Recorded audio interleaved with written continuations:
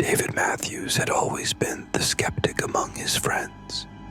At 17, he prided himself on his logical thinking and dismissal of superstitious nonsense. So, when his best friend, Jake, dared him to spend a night in Oakwood Cemetery, David didn't hesitate to accept. It was just another chance to prove how ridiculous all those ghost stories were.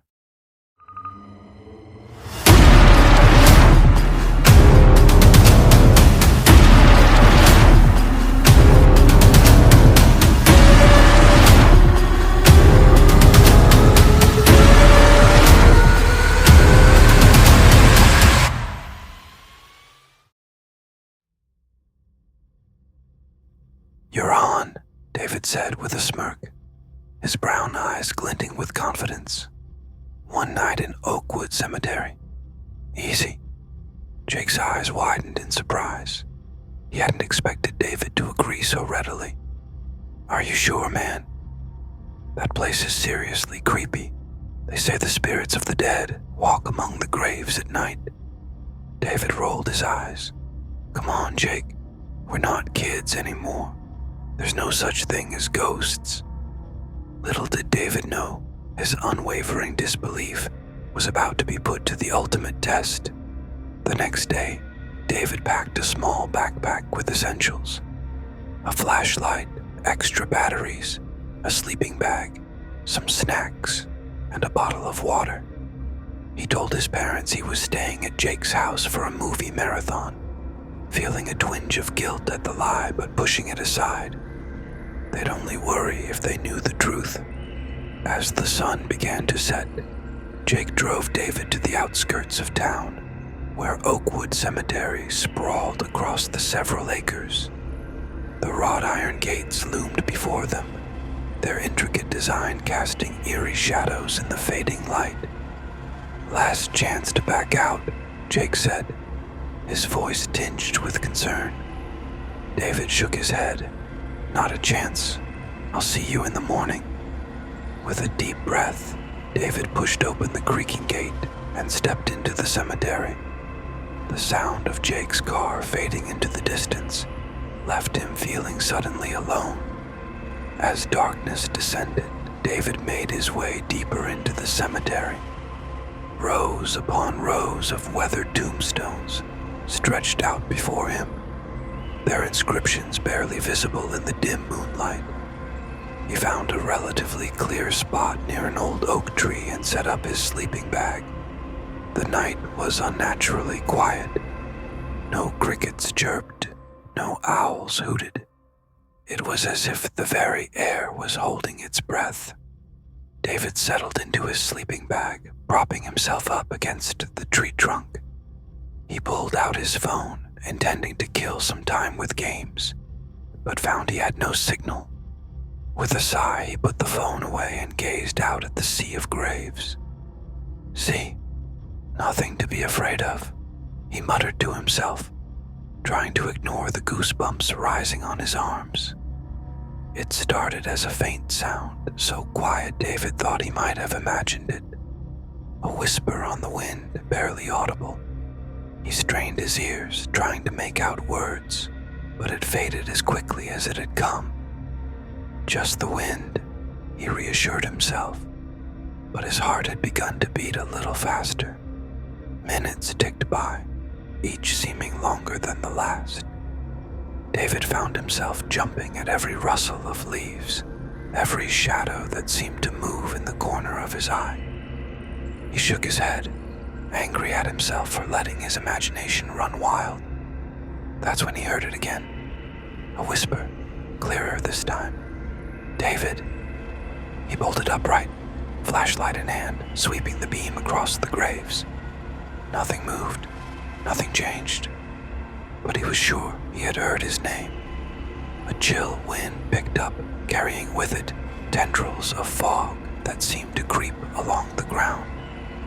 David watched, fascinated and unnerved, as the mist thickened, obscuring the graves and creating ghostly shapes in the darkness. He pulled his sleeping bag tighter around himself, trying to ward off the cold that seemed to seep into his very bones. The fog continued to build, swirling around him, until he could barely see a few feet in any direction. And in that fog, the whispers grew stronger. "David, join us, David." He scrambled to his feet, heart pounding. "Who's there?" he called out, his voice sounding small and frightened in the vast silence of the cemetery. No answer came, but the whispers continued, a cacophony of voices that seemed to come from everywhere and nowhere at once. A figure began to form in the fog, hazy and indistinct at first, but slowly solidifying. David's breath caught in his throat as he realized he could see through the figure to the gravestones behind it. It was the translucent form of an old woman, her face gaunt and eyes sunken. She reached out a bony hand towards him, her mouth moving in sync with the whispers that now filled the air. "No," David muttered, backing away. "This isn't real. This can't be real." But as he retreated, more figures began to emerge from the mist. Men, women, children, all with the same ethereal, translucent quality, all reaching for him, their voices joining the chorus of whispers. Panic overtook them. David turned and ran, his feet pounding against the earth as he desperately sought the cemetery gates. But in the thick fog, everything looked the same. He couldn't tell which direction he was going, couldn't see any landmarks to guide him. The whispers grew louder, more insistent. He could feel cold hands brushing against his skin, sending shivers down his spine. Ghostly figures flitted at the edge of his vision, always just out of sight when he turned to look. David ran until his lungs burned, until his legs felt like lead. But no matter how far he went, the gates never appeared. It was as if the cemetery had expanded, become endless in the fog. Just when he thought he couldn't run anymore, David stumbled upon a stone structure looming out of the mist. A crypt, its door hanging slightly ajar. Without thinking, he dove inside, slamming the heavy door shut behind him. The whispers immediately died away, leaving him in utter silence. David leaned against the door, gasping for breath, his heart hammering in his chest. He fumbled for his flashlight, clicking it on with shaking hands. The beam illuminated rows of stone shelves lining the walls, each holding a coffin. Cobwebs draped every surface, and the air was thick with the musty smell of decay. "Okay," David said aloud, trying to calm himself. "Okay, you're safe now. Just wait here until morning. It'll be fine." But even as he spoke, he couldn't shake the feeling that he wasn't alone in the crypt. A scraping sound made David whirl around, his flashlight beam dancing wildly across the crypt. There, on one of the stone shelves, a coffin lid was slowly sliding open. David pressed himself against the door, his mind reeling. This couldn't be happening. It had to be a dream, a hallucination brought on by fear and exhaustion.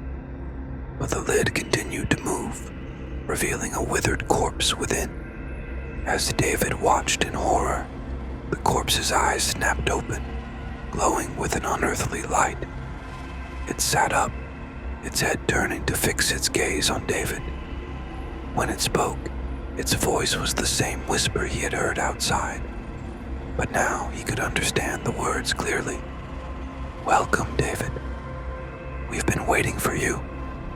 David's scream caught in his throat as more coffin lids began to scrape open. The crypt filled with the sound of dry bones shifting, of desiccated flesh creaking as long dead bodies began to move. "What do you want from me?" David managed to choke out, his voice barely above a whisper. The first corpse, now fully upright, tilted its head in a grotesque parody of curiosity. We want you to understand, David, to see the truth you've so long denied." Other corpses joined in, their whispers overlapping, life doesn't end with death. The veil between worlds is thin here. You've walked among us, unseeing." David shook his head violently. No, this isn't real. Ghosts aren't real. You're not real." The corpse's lipless mouth stretched into a horrifying smile. "Oh, but we are. And soon, you'll be one of us." Panic gave David a burst of adrenaline. He yanked the crypt door open and burst out into the fog-shrouded cemetery. But the scene that greeted him was even more terrifying than what he had left behind. The fog had lifted slightly, revealing hundreds of ghosts drifting among the graves.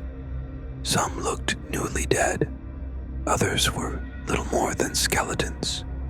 All turned to look at him as he emerged from the crypt. David ran again, dodging between gravestones, his breath coming in ragged gasps. Ghostly hands reached for him, their touch leaving icy trails on his skin. Whispers filled the air, a constant stream of unintelligible words that seemed to be trying to burrow into his mind. He ran until he tripped over a protruding root, sending him sprawling onto a fresh grave. As he scrambled to get up, he felt the earth beneath him shift. To David's horror, the ground began to give way beneath him. He clawed at the grass, at nearby headstones. Anything to stop his descent, but it was useless. The earth swallowed him up to his waist, then his chest. "Help!" he screamed, though he knew no living soul could hear him. "Please, someone help me." The ghosts gathered around the sinking grave, their whispers growing excited. David could see anticipation in their ethereal faces as he sank deeper and deeper. Just before the earth closed over his head, the old woman he had first seen in the fog leaned down. Her whisper was the last thing David heard before darkness took him. "Welcome home, David." David expected to feel dirt filling his mouth, choking him, but instead he found himself falling through empty space. He tumbled head over heels, unable to tell up from down in the pitch blackness. After what felt like an eternity, he landed with a thud on a cold, hard surface. Groaning, he pushed himself to his feet, trying to get his bearings. But the darkness was absolute. He couldn't even see his hand in front of his face. "Hello," he called out, his voice echoing strangely. "Is anyone there?" As if in response, a faint light appeared in the distance. Having no other option, David began to walk towards it. As David approached the light, he began to make out shapes. He was in an enormous cavern, its walls glittering with what looked like precious gems. The light was coming from a raised dais at the center of the cavern, where 3 figures sat on ornate thrones. Drawing closer, David saw that the figures were unlike anything he had ever seen before. They were neither alive nor dead, their forms shifting and changing as he watched. One moment they looked human, the next they were monstrous creatures beyond description. The central figure spoke, its voice resonating through David's entire being. "David Matthews, you stand before the court of the dead. Your life will be judged, and your fate decided." David fell to his knees, overwhelmed by the presence of these beings. "Please," he begged. "I don't understand what's happening. I just want to go home." The figure to the left spoke next, its voice like the rustling of dry leaves. "Home? But you are home, David. The world of the living is no longer for you." "No," David protested weakly. "I'm not dead. I can't be dead." The figure on the right laughed, a sound like breaking glass. "Death comes for all, David, even those who don't believe in it." What followed was the strangest and most terrifying experience of David's life, or afterlife. The 3 judges began to review his life, projecting scenes from his past onto the cavern walls. David watched in fascination and horror as moments he had long forgotten played out before him. He saw himself as a child, stealing a toy from a classmate, as a teenager, lying to his parents about where he had been. Every mistake, every unkind word, every selfish action was laid bare. But he also saw the good he had done, the times he had helped others, shown kindness, made sacrifices for those he loved. Through it all, the judges remained impassive, their shifting forms giving no hint of their thoughts. Finally, after what felt like hours, the central figure spoke again. "We have seen your life, David Matthews. Now, you must face the consequences of how you lived it." David held his breath, waiting for the judge's decision. The cavern had gone deathly quiet, the only sound the pounding of his own heart. The figure on the left spoke first. "You lived a life of skepticism, denying the existence of that which you could not see or touch. This blindness has led you here, unprepared for what comes after death." The figure on the right continued. "However, you were not without kindness or compassion. You helped others when you could, even if you did not always understand the full impact of your actions." Finally, the central figure delivered its verdict. "David Matthews, your sentence is this. You will return to the world above, but not as you were. You will walk among the living, unseen and unheard, until you learn to truly see and hear the world beyond the veil." David's mind reeled. "You mean I'll be a ghost?" The three figures spoke in unison, their voices blending into a sound that shook David to his core. "You will be a bridge between worlds, neither fully alive nor fully dead. This is your path to understanding, to redemption.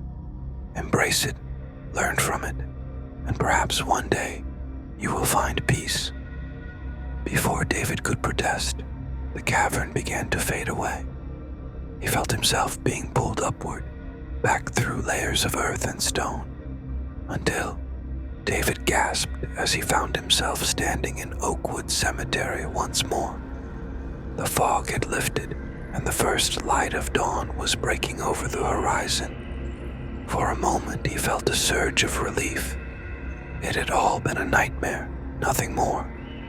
But as he turned to look for his backpack, he saw his own body lying on the ground near the old oak tree. It looked peaceful, as if he were merely sleeping. "No," David whispered, the full weight of what had happened crashing down on him. He wasn't dreaming, he wasn't alive. He was a ghost drifted up beside him, the same old woman he had seen the night before. But now, instead of terror, David felt a strange sense of kinship with her. "It's a lot to take in, isn't it?" she said, her voice gentle. "Don't worry, dear. We'll help you adjust." David looked around the cemetery with new eyes. Everywhere, he could see spirits drifting among the graves. Some looked confused, others peaceful. All of them had been like him once, alive, unbelieving, unprepared for what came after. "What do I do now?" he asked, his voice shaking. The old woman smiled. "Now, you learn, you watch, you listen, and maybe, just maybe, you'll find a way to help others avoid the shock you experienced." As the sun rose higher, David saw a car approaching the cemetery gates. Jake coming to check on him as promised. "He can't see you," the old woman warned, "not unless you learn to manifest yourself. And even then, it's not easy to make the living believe." David watched as Jake discovered his body, heard his friends' panicked calls to 911. He wanted to reach out, to tell Jake he was okay, but he knew it was impossible. This was his new reality, a spirit caught between worlds, tasked with learning the truths he had denied in life. As police cars and an ambulance arrived at the cemetery, their sirens wailing, David turned away. He had a lot to learn, and eternity stretched out before him. "Come," the old woman said, holding out her hand. "Let me show you our world." David hesitated for a moment, looking back at the commotion surrounding his mortal remains. Then, with a deep breath he no longer needed to take, he took the old woman's hand. Together they drifted off into the morning mist, leaving behind the world of the living and stepping fully into the realm of the dead. Months passed in the world of the living, but time held little meaning for David now. He watched as his family mourned, as his friends slowly moved on with their lives. Jake, racked with guilt over the dare that had seemingly led to David's death, visited the cemetery often. David longed to comfort his friend, to tell him it wasn't his fault, but the veil between their worlds remained impenetrable. Under the guidance of the old woman ghost, whom he now knew as Eleanor, David learned the ways of the spirit world. He discovered how to move through solid objects, how to manifest briefly in the world of the living, though it drained his energy, and how to communicate with other spirits. The cemetery became a different place for David, no longer a creepy final resting place, but a vibrant community of souls, each with their own story, their own lessons to teach. He met spirits from different eras, learned about history from those who had lived it, and slowly began to understand the intricate balance between life and death.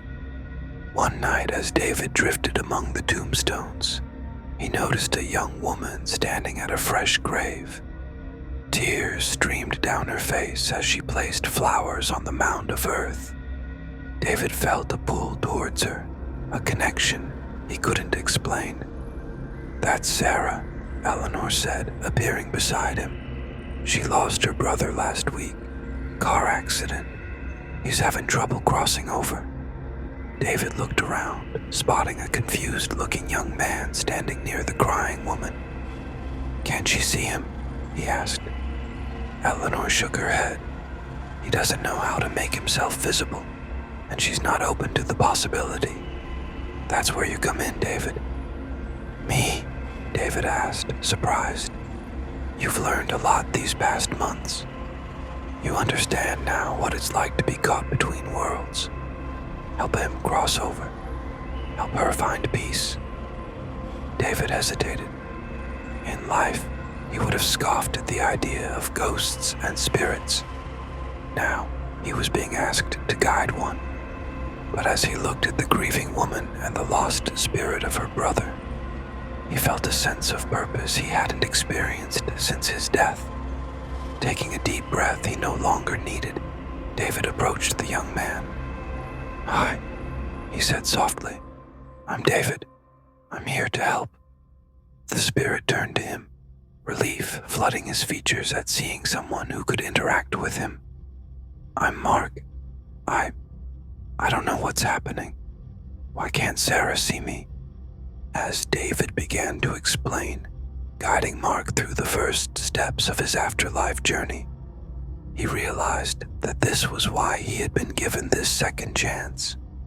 He had denied the existence of an afterlife, had been unprepared for what came next. Now, he could use his experience to help others, to bridge the gap between the living and the dead.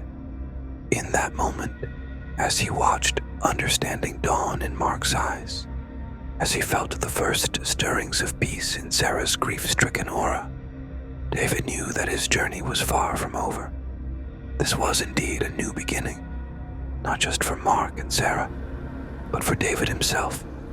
As the first light of dawn broke over Oakwood Cemetery, David stood with Eleanor, watching as Mark's spirit finally found peace and moved on to whatever came next. "You did well," Eleanor said, a proud smile on her face. David nodded, a sense of fulfillment washing over him. I think I'm starting to understand my purpose here, he said. And what's that? Eleanor asked, though her knowing smile suggested she already knew the answer. To help, David said simply. To be the bridge I never believed in when I was alive. To make sure others don't face the same confusion and fear I did. As the sun rose higher, casting long shadows among the tombstones, David felt a sense of peace he hadn't known since his death. He had a long road ahead, an eternity of learning and helping. But for the first time since that fateful night, he felt ready to face it. The skeptic had become the believer. The lost soul had found his purpose. And in the quiet morning light of Oakwood Cemetery, a new chapter in David's afterlife began.